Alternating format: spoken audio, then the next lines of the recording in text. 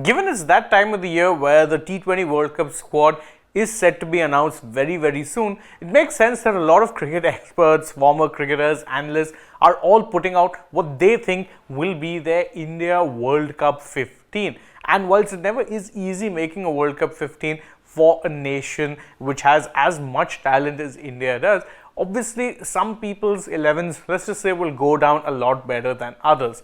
Unsurprisingly, the World Cup 11 that was picked by Sanjay Manjrekar has not gone down well with a lot of people. And in case you're wondering why that is, it's not so much who he's put in there, but also who it is that he's left out. Although if you analyze that squad on a much deeper level, even the players who he's kept in there, let's just say there seem to be some question marks over them. But before we discuss that, let's quickly look at what the squad is that he picked. Now, to start things off, we'll rattle it off quickly. He picked Rohit Sharma as captain. Then he picked Yashasvi Jaiswal. There's a Sanju Samson as a wicket-keeping option. Surya Kumar Yadav is there. Rishabh Pant is the other wicket-keeping option.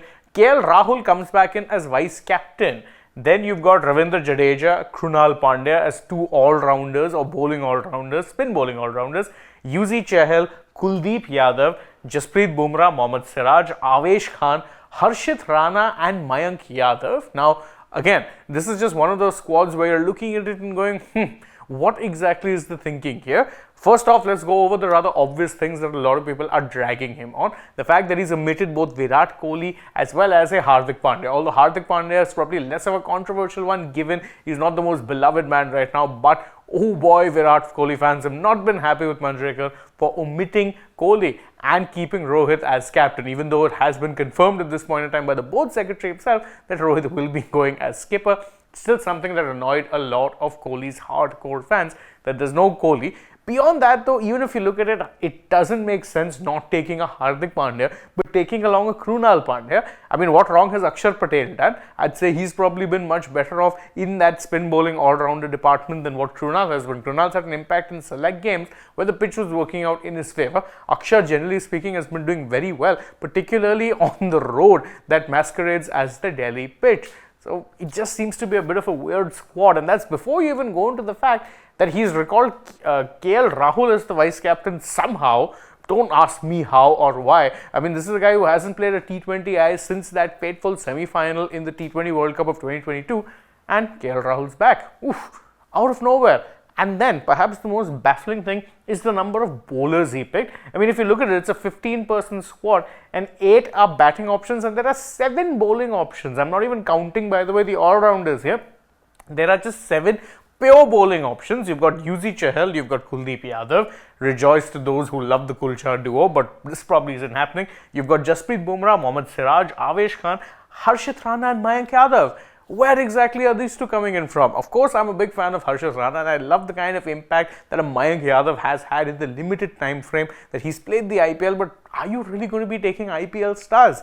Is that the approach you have? And that to so many, I mean, where are you going to be fitting in 7 bowlers in a squad? At most, if you go by logical, let's say, squad building, you would have 6 bowling options, and that, by the way, includes your all-rounders. So he's taken 2 all-rounders as well as 7 bowlers. That's 9 bowling options.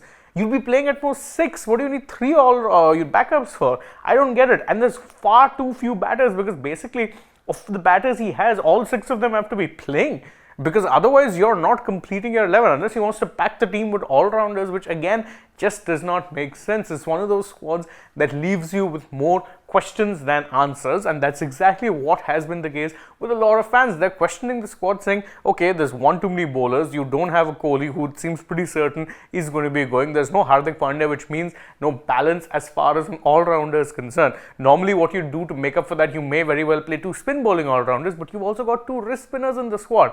How does this squad make any sense? I for one could not make that much head or tail of it, which just goes on to say that probably you're not getting anything close to the kind of squad that you have seen picked from a Manjrekar, and you're definitely not, rest assured, going to be getting a squad without a Kohli and a Pandya at this point of time, Kohli pretty much undroppable, and Pandya even more so, even despite his recent poor form. But that's just my thought on these things. What do you guys think? You can let us know that in the comments below, and don't forget to like this video, share it with your friends, subscribe to the channel, tap that bell icon, follow us also on social media. We're on Instagram, Twitter and Facebook. Don't forget to download the SportsTech app, and if you're already on the channel, go ahead, check out some other videos we've done as well. For now, from my side, it's goodbye.